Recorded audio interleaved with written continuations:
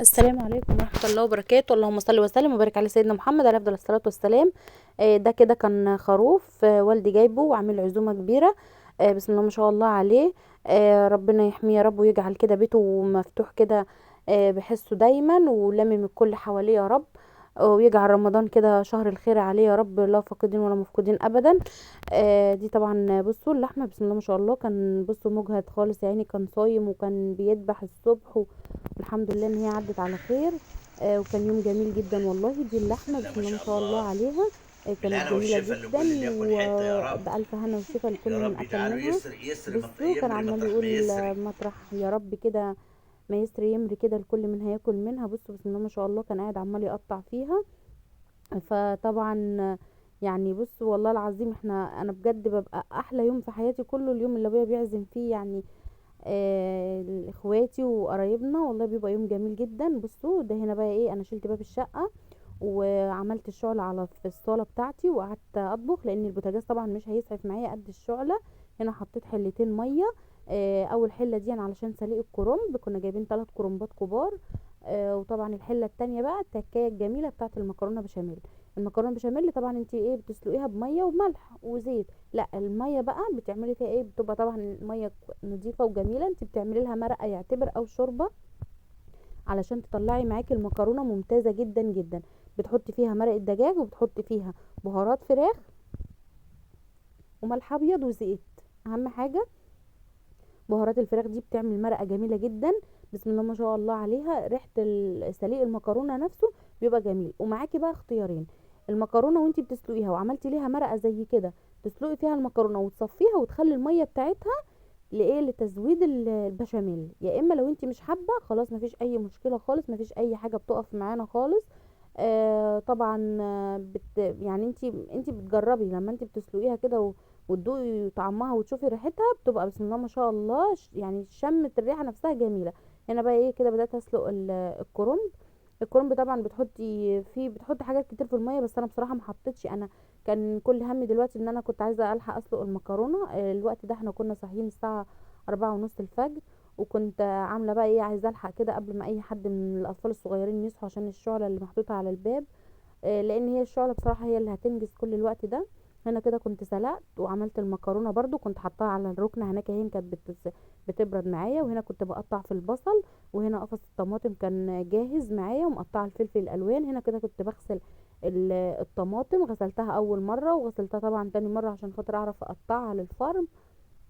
فرمت الطماطم بتاعتي. طبعا أنا ما فرمتش الكميه كلها مره واحده، لا انا فرمتها على يعني على فترات. اول حاجه فرمت علشان خاطر التسبيكه بتاعه المحشي. هنا خرطت البصل بتاع المحشي وقطعت الفلفل الالوان والجزر. التكايه بتاعه المحشي بتحلو معاكي لما انت بتزودي معاكي البصل، بتزوديه بتحطي الزيت في الحله وتحطي بقى البصل بتاعك وتبصي تقعدي بقى تقلبي فيه كده. اهم حاجه ايدك تبقى محطوطه فيه علشان خاطر مفيش حته تلزق، مفيش حته تسمر، مفيش حته تشيط، لا احنا مش عايزين الكلام ده. وهنا طبعا فلفل اصفر وفلفل احمر وجزر. الجزر تبشري جزر كتير. بصوا انا هنا ما كانش يعني ما كانش باين ان هو كتير، بس بسم الله ما شاء الله كان كتير جدا. السلفيس كان مليان جزر. وطبعا بتنزلي فوق البصله بالحاجات اللي انا بقولك عليها دي، يعني الفلفل الالوان والجزر بتنزلي فوق البصله بيهم وبايه بتشوحي فيهم شويه. بعد طبعا ما بتشوحي فيهم طبعا ايه في تكايه كده في المحشي. انا بصراحة ما تصورتش معانا، بس يعني انا منزلة فيديوهات قبل كده ليها كتير. طبعا ده طبيخ الكميات او طبيخ العزايم. بتعملي بكميات كبيرة. انا هنا ايه عملت الكمية دي. يعني طبعا في حاجة يعني دقة المحشي بتبقى عبارة عن ايه، دقة المحشي بتبقى عبارة عن كزبرة ناشفة بتحمريها، وفي نفس الوقت انت بتحمريها فيه بتفرميها عشان الريحة بتاعتها تبقى لسه طازة. وتوم وفلفل احمر طبعا بتبقي فرماهم في الكبه، لو كميه كبيره لازم تفرميها. حاجه على القد بتدقيها كده. انا طبعا كنت مقشره الثوم مفصصاه وفرماه مجهزاه علشان خاطر يبقى سهل معايا لان كل الاكل النهارده احتجت فيه توم. بصوا بقى هنا انا كده قلبت كده الدقه معايا. وهنا بقى كنت فرمت كده الطماطم. طبعا طماطم المحشي ما بتتصفاش، ما تصفيش الطماطم بتاعه المحشي، سيبي الطماطمايه زي ما هي بخيرها كده بكل حاجة فيها بتحطيها وبتسيبيها ايه كده ايه مع نفسها كده. انا عملتها ماشي تمام. نخش بقى ايه على النوع التاني. طبعا انا هنا كنت مجهزة طبق قدامي فيه مرقة وفي بهارات فراخ، وفي بابريكا، وفي شويه شطه، وفي شطه وكمون وكزبره. دي حاجات المحشي. بصوا هنا بقى الحله دي كنت حاطه كده بصل سمنه وبصل، وبقلب كده فيها علشان خاطر ايه دي هتبقى ايه، هتبقى تعصيجة اللحمة. تعصيجة اللحمة انهي موزيز، وتعصيجة اللحمة بتاعة المكرونة، مكرونة بشاميل. طبعا مكرونة بشاميل النهاردة احنا مش هنعملها في صواني ولا في صيجان ولا في اي حاجة، احنا هنعملها في طباق اللي هي الفويل، اللي هي الطباقة الحرارية دي احنا هنعمل فيها، مش هنعمل في صواني. بصوا هنا بقى انا كده ايه كده البصلة اتبلت يعني دبلت كده حاجات بسيطة كده معايا. نزلت كده ايه باللحمة، هقلب بقى كده فيها.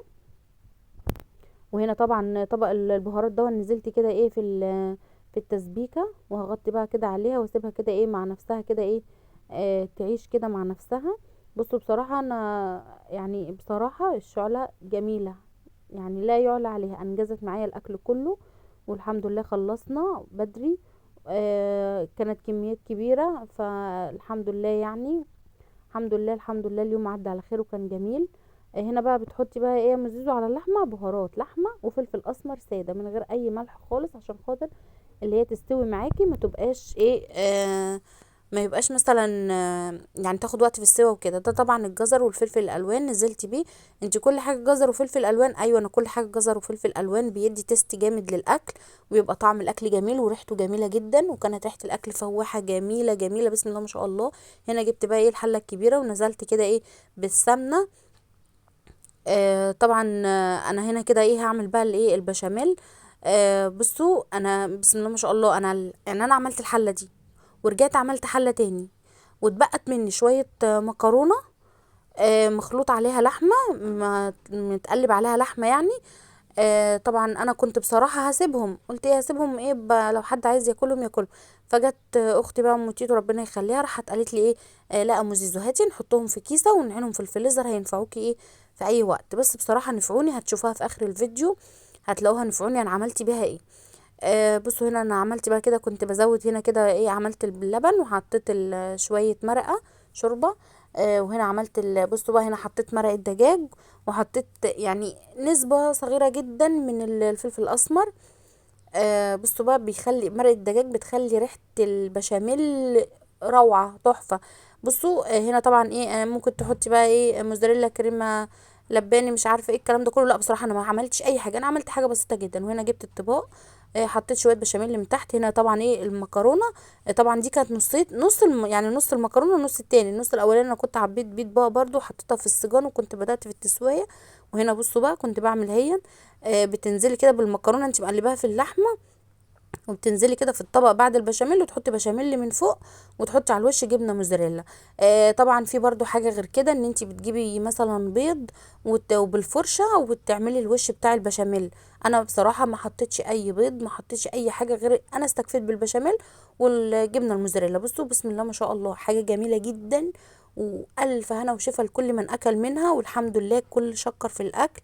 وانا مبسوطه جدا والله، وببقى فرحانه جدا لما الحاجه بتطلع جميله. بصوا هي كده انا طبعا بحطها في السجان وبحطها بدخلها جوه الفرن وبتاخد وش بس كده ايه من بره. هنا بقى ايه طبعا انا كنت بقى ايه بجهز بقى ايه الحله التانية اللحمه التانية لحمه ايدي يا مزيز ولحمه عشان اعمل بسله باللحمه. هنا بقى طبعا ايه انا خرطت البصل. بصوا انا خرطت هنا كده ايه البصل بقى عشان خاطر اعمل اللحمه التانية. عامه انا استخدمت بصل كتير جدا كتير جدا، كل الاكل عملت فيه بصل كتير. وكده كنت لسه برضو هسوي اللحمه يعني للاسف للاسف للاسف يا جماعه تسويه اللحمه وعمايل السلطه وحاجات كتير جدا فيديوهات كتير جدا اتحذفت ما عملتهاش في الفيديو. فيعني بجد والله انا زعلانه.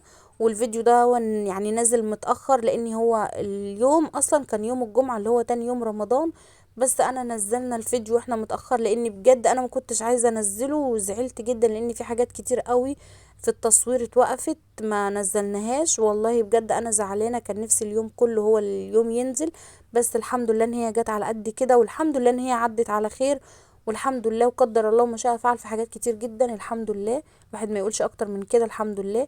هنا طبعا ايه انا حطيت البصل وحطيت بقى كده عليه ايه اللحمه، وهنزل ببهارات اللحمه وفلفل اسمر برضو. وهنزل بقى كده عليهم اللحمه دي بتاعتي، اللحمه بتاعت البسله. طبعا انا عملت معاكم البسله قبل كده، وقلت لكم على طريقة عمل البسلة بكميات كبيرة وكميات قليلة. وطبعا اتكلمنا في موضوع البسلة قبل كده، ان هي اكتر حاجة هتنفعنا في رمضان في العزايم، ان انت عايزة تعملي حاجة جميلة وحاجة حلوة. فطبعا احنا عملناها باللحمة. طبعا انت مش هتقدري تعملي لحمة قطع فيها، يعني مثلا من الغلا بتاع اللحمة وكل حاجة، لا احنا هنستكفى بلحمة مفرومة. اللحمة المفرومة هتعمل معانا كميات كبيرة برضو. انا هنا كنت جايبة 5 كيلو بسلة، وفصصتهم هوريهم لكم دلوقتي في الصفايه. و2 كيلو جزر، 2 كيلو ونص جزر، يعني 5 كيلو عليهم 2 كيلو ونص جزر. وانت لو حابه تكتري اكتر من كده مفيش اي مشكله خالص. وبيبقى عليهم طبعا 2 كيلو بصل، بتحطي كيلو على على البسله نفسه وكيلو على اللحمه. بصي يعني هي مقادير، انت ممكن تقولي المقادير دي كتير المقادير دي قليله، لا انا المقدار ده اللي انا ماشيه عليه وعملته كذا مره مش اول مره. وطبعا انا في برضو يعني لو انت حابه ان انت ده كده الفلفل الالوان برضو هنزل بيه. وهنا كده الجزر مقطعاه ومجهزاه. طبعا في ناس بتحب مثلا لو ممكن تعمل في اول رمضان، ان انت مثلا تروحي جايه عامله البسله وتعبيها في طواجن، في اكياس، في علب، خزين، اي حاجه، وتحطها في الفريزر وتطلعي تسخني منها كل ما تحبي، يعني تكوني مثلا مش فاضيه تعملي اكل او جايه من شغلك متاخره او اي حاجه. البسله دي ما بتخسرش معاكي، وجبه جميله. وبصي فيها لحمه، فيها بسله، فيها خضار، فيها حاجات جميله جدا، مغذية جدا، وبتنفع برضو في رمضان في الصيام وفي العزايم، حاجة جميلة. بصوا هنا بقى، انا هنا كده قلبت كده البصلة، وطبعا مجهزة الحاجة كلها، مقطعة ومجهزة. طبعا هتقولي طب انتي ما صورتيش ليه في كل الحاجات دي يا مزيزو؟ انا كانت ايدي يعني في كذا حاجة يا جماعة، في اكتر من حاجة. من ناحية تانية كان في اطفال صغيرين رايحين جايين، وكانت عيني على الشعلة وعيني على الحاجة، والله العظيم. بصوا الحمد لله، هو يوم وعدى والحمد لله، يعني الحمد لله يا رب كده ديمها كده في حياتنا يا رب. ووالدي كده ووالدتي ربنا يخليهم لينا يا رب، اللهم امين، ويجعل كده البيت مفتوح بحسهم دايما.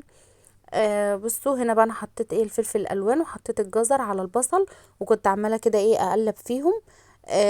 طبعا بتسيبي الحاجه تتشوح، ما تستعجليش على الحاجه. وهنا التوم طبعا اللي احنا عملته، فصصته وفرمته في الكبه، وكنت مجهزاه علشان خاطر مش كل شويه اقول عايزه دقه. هنا نزلت كده بمعلقه توم كده معتبره. بصي كتري وما تستخسريش، يعني اعملي كل حاجه، ادي كل حاجة حقها، كل حاجة بتعملها اديها حقها، مش ما تستخسريش حاجة، الاستخسار وحش. وهنا بقى البسلة برضو كنت مفصصاها وغسلاها، ريحتها جميلة، عمالة اقول لكم ريحة الاكل جميل، ريحة التشويح نفسه بتاعة الفلفل والجزر جميل جدا. بصوا هنا انا هقرب لكم بقى كده الكاميرا. بصراحة والله يعني، بصوا بسلة كانت جامدة.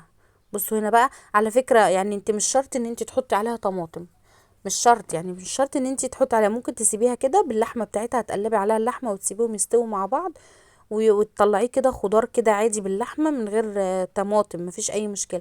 طبعا الطماطم انتي ما بتحطيش الطماطم بعد ما بتفرميها، انا مش عارفه الجزئيه دي ما جاتش طبعا في الفيديو، برضو من ضمن الفيديوهات اللي كانت فيها لخبطه كتير.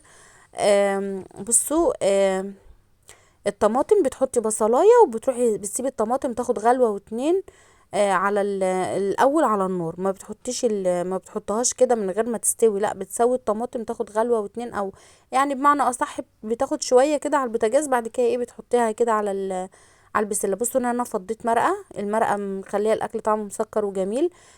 طبعا بصي بتقعدي بقى تقلبي كده فيها، تقعدي بقى تشوحي كده، وياخد تشويحه تمام كده، تشويحه معتبره كده.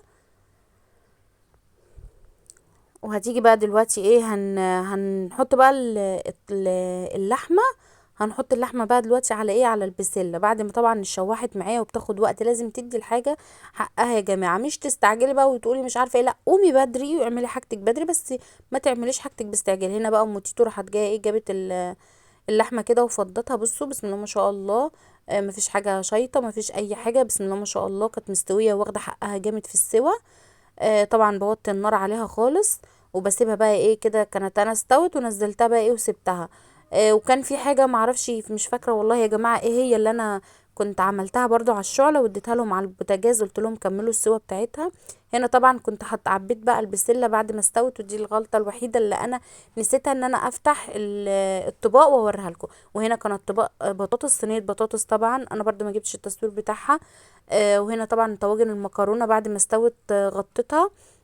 وهنا كانوا فرشوا بقى الترابيزات وفرشوا الكراسي وكل حاجة. بسم الله ما شاء الله، كانت حاجة جميلة جدا. وعدى اليوم الحمد لله. وهنا بقى كانت الترابيزات كده لسه بقى ايه وكده ايه، في الوقت ده نزلوا بقى كل بالوجبات عشان يرصوا الاكل. وهنا بقى كنا عاملين عصاير، وهنا السلطة برضو والبلح. بسم الله ما شاء الله. الوجبات كانت فيها هي الرز ولحمة وشرايح جزر وخيار. بصوا هنا كان في فتة رقاق عملنا، كان والدي جاب رقاق برضو فتناه، لان الشوربة كانت طعمها وريحتها جمال جدا. بسم الله ما شاء الله، بألف هنا وشفا. والمحشي طبعا رصيناه. طبعا بقى هنا بقى ايه المطبخ، بصوا المطبخ بعد ما الليلة خلصت خالص. بصوا حاجة لا تطاق يعني يا جماعة. بصوا انا كنت بصور وحاسة ان انا عايزة اهرب من المطبخ. انا طبعا المطبخ ده ما اتعملش في ساعتها، ابقى كدابة. احنا نمنا ما حسيناش بنفسنا خالص. تاني يوم الصبح الساعة 7، ده منظر المطبخ الساعة 7 الصبح. بعدها على طول قعدت يعني عليه على طول بقى مواعينه، وخلصنا ومسحنا وخلصنا كله. بسم الله ما شاء الله. تعالوا بقى شوفوا كده بقى منظر المطبخ بعد ما اتعمل. الله اكبر والله العظيم. بصوا احنا ايدينا وجعتنا بصراحة في غسيل المواعين وكل حاجة، بس مش مشكلة. يعني الحمد لله خلصنا كل حاجة. طبعا وانا بعمل الحاجة دي خلصت، ورحت جايه بقى ايه، عملت صينيه طلعت المكرونه، كنت مطلعه الكيسه تفك. وهنا كنت عملت السلطه وعملت العصير، عملت برتقان وصوبيا. وهنا بقى ايه صينيه المكرونه. وطبعا في فراوله. الفراولة دي جميلة جدا. كانت جت يعني لوالدي ساعة العزومة وكده، وأمي ادتني فراولة. وعملت كده ايه طبق مهلبية للأولاد. طبعا أنا ما عملتش لحمة ولا فراخ ولا أي حاجة، جنب المكرونة. وده كان الفيديو بتاعنا. وما تنسونيش يا جماعة اللي ما اشتركش في القناة يشترك، واعملوا لي أحلى لايك.